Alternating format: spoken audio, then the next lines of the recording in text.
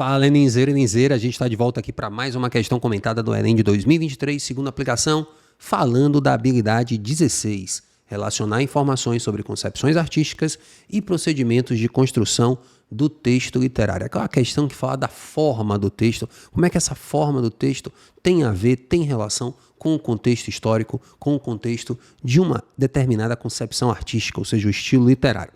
E a gente vai fazer hoje uma questão que trouxe como texto base o Lima Barreto. O Lima Barreto, como a gente sabe, é um autor do pré-modernismo, período que tem como uma característica marcante a crítica ao Brasil, às instituições brasileiras, e uma das obras mais famosas do período é, de fato, O Triste Fim de Policarpo Quaresma, publicado na década de 1910 pelo Lima Barreto. Então aparece aí numa edição de 2008. Então, o que é que diz aí o comando da questão, já que a gente sabe alguma coisa sobre o Lima Barreto e o Triste Fim de Policarpo Quaresma, que estão no nosso repertório junto com o pré-modernismo, que é um período literário, não é uma fase, um movimento literário, mas uma época, podemos dizer assim, de transição em que convivem diversas tendências, como, por exemplo, o Augusto dos Anjos, com a poesia mais existencial, o Lima Barreto, Monteiro Lobato, Graça Aranha, Euclides da Cunha, com uma crítica às instituições brasileiras. Então, no texto, o uso do artigo definido, tá vendo? A forma do texto, o uso do artigo definido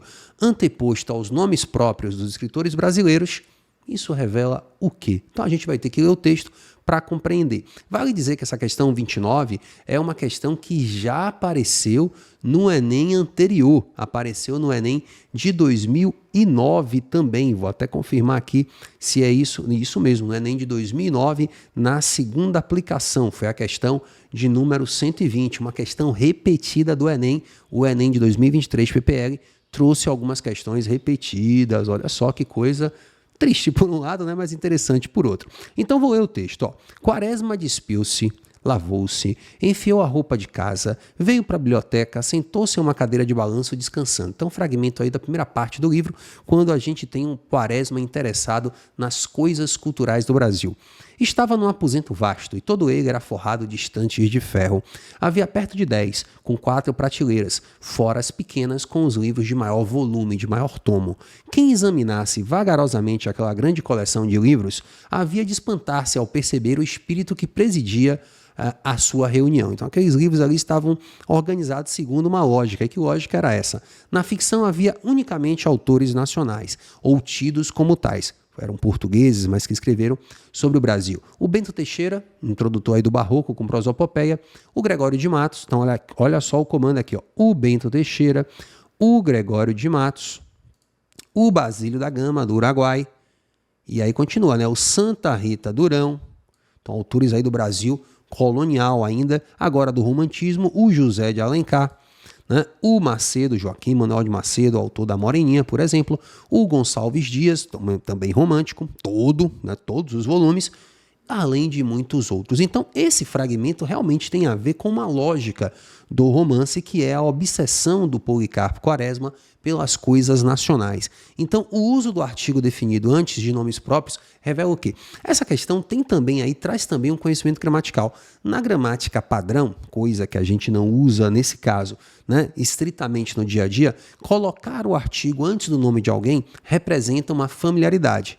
Isso no Brasil contemporâneo não tem nada a ver. No Brasil contemporâneo, quem é, por exemplo, de determinadas regiões, fala que vai na casa de Deco. Pessoas de outras regiões falam que vão na casa ou a casa, para seguir o padrão culto, do Deco. Né? Então esse de Deco ou do Deco depende do Brasil contemporâneo muito mais de uma variação regional do que a regra gramatical raiz, vamos dizer assim, que diz que se usa o artigo antes de nome próprio quando se há intimidade entre os falantes. É praticamente uma regra morta, né? Ninguém pensa assim. Entretanto, conhecer essa regrinha ajudaria na hora de responder à questão de número 29 de 2023, segunda aplicação, porque veja, no texto, o uso do artigo definido antes dos nomes próprios dos escritores brasileiros demonstra a familiaridade e o conhecimento que Quaresma, o Major Quaresma, tem, que o Policarpo Quaresma, que não é major por sinal, tem dos autores nacionais e de suas obras. Verdadeiro, né? Por que não as outras? Consiste em um regionalismo. Creio que muita gente pode ter marcado essa, que tem a função de caracterizar a fala pitoresca, exótica, diferente do personagem principal. Não, né? Não é uma fala pitoresca dele, a gente não pode afirmar isso, até porque o personagem nem fala aí, né? Quem está falando aí no fragmento é o narrador. Então tem um narrador de fora, né? Um narrador em terceira pessoa, Quaresma despiu-se, mostrando o Quaresma pra gente. Mas acho que muita gente vai pensar na alternativa B. Letra C. É uma marca da linguagem culta, cuja função é enfatizar o gosto do personagem pela literatura brasileira. Não é uma marca da linguagem culta. Agora, também é uma alternativa capciosa, perigosa, porque existe isso aqui, né? Existe o gosto do personagem pela literatura brasileira. Então a letra C traz uma informação verdadeira que poderia representar um problema na hora de analisar a questão, assim como isso aqui também, né, constitui ou consiste em um regionalismo. Sim, né, não deixa de ser verdadeiro, mas não para o fragmento. Letra D constitui um recurso estilístico do narrador para mostrar que o personagem vem de uma classe social inferior. Não, isso tem nada a ver, usar o artigo aí não tem a ver com uma questão social de classes econômicas e indica o tom depreciativo com o qual o narrador se refere aos autores nacionais, reforçado pela expressão tidos como tais. Não, tidos como tais aqui é porque eles não são brasileiros ao pé da letra, porque nasceram em Portugal, mas falam do universo brasileiro colonial, por exemplo, como os primeiros que eu citei. Então, e o narrador, ainda que ele coloque no Quaresma uma crítica a esse nacionalismo exagerado, a esse nacionalismo fanista,